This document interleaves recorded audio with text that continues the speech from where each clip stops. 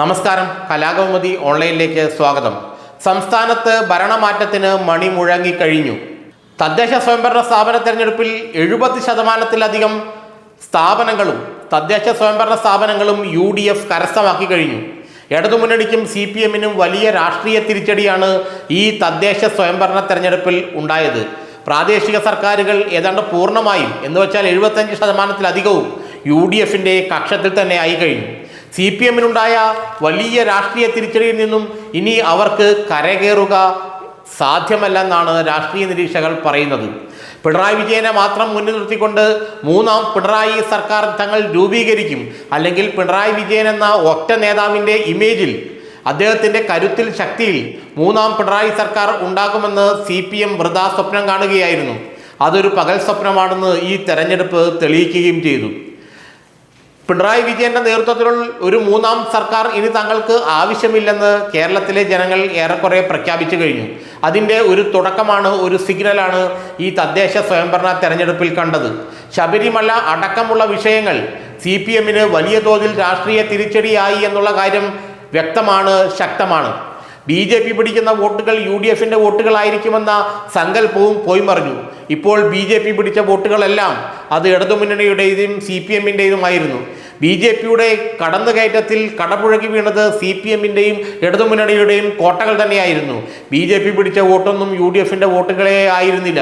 UDF-ന് ലഭിച്ച വോട്ടുകൾ കൂടുതലും മൈനോറിറ്റി വിഭാഗത്തിൽ നിന്ന്, എന്ന് വെച്ചാൽ മുസ്ലിം ക്രൈസ്തവ വിഭാഗത്തിൽ നിന്നുള്ള വോട്ടുകളായിരുന്നു കൂടുതലും. അതുകൊണ്ട് തന്നെയാണ് മലബാറിലും മധ്യ കേരളത്തിലും തെക്കൻ കേരളത്തിലുമെല്ലാം ഒരുപോലെ CPM-ന് രാഷ്ട്രീയപരമായി തിരിച്ചടിയേറ്റത്.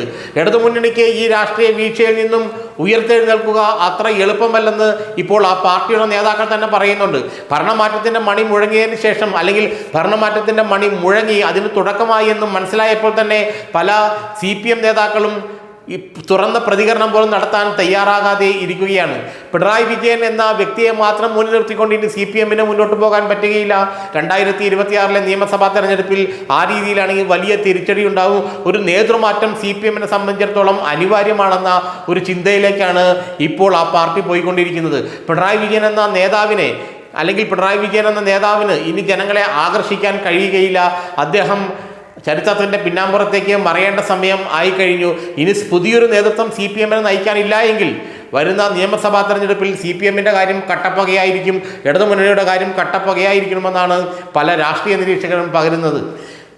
പിണറായി വിജയന് ജനങ്ങളെ ആകർഷിക്കാനുള്ള അദ്ദേഹത്തിൻ്റെ പരമ്പരാഗതമായ സ്വതസിദ്ധമായ കഴിവ് നഷ്ടപ്പെട്ടു കഴിഞ്ഞു.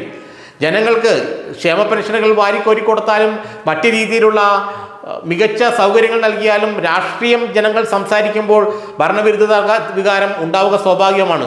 വോട്ട് ചെയ്യുന്നത് പലപ്പോഴും രാഷ്ട്രീയപരമായിട്ടാണ്. രാഷ്ട്രീയ വോട്ടുകളാണ് കേരളത്തിൽ ഉണ്ടാവുക. രാഷ്ട്രീയ വോട്ടുകൾ ഉണ്ടാകുമ്പോൾ പലപ്പോഴും അത് ഭരണവിരുദ്ധ തരംഗമായി മാറും, അല്ലെങ്കിൽ ഭരിക്കുന്ന സർക്കാരുകൾക്കെതിരെ രാഷ്ട്രീയമായി വോട്ട് വീഴുന്ന ഒരു സാഹചര്യം കാലാകാലങ്ങളിലായി കേരളത്തിലുണ്ട്. അങ്ങനെ പിണറായി സർക്കാരിനെതിരെയുള്ള ഭരണവിരുദ്ധ തരംഗം, ഭരണവിരുദ്ധ വികാരം അത് കൃത്യമായി UDF-ലേക്ക് ചെല്ലുകയും കുറേ വോട്ടുകൾ അതുവഴി BJP-ക്ക് ലഭിക്കുകയും ചെയ്തു.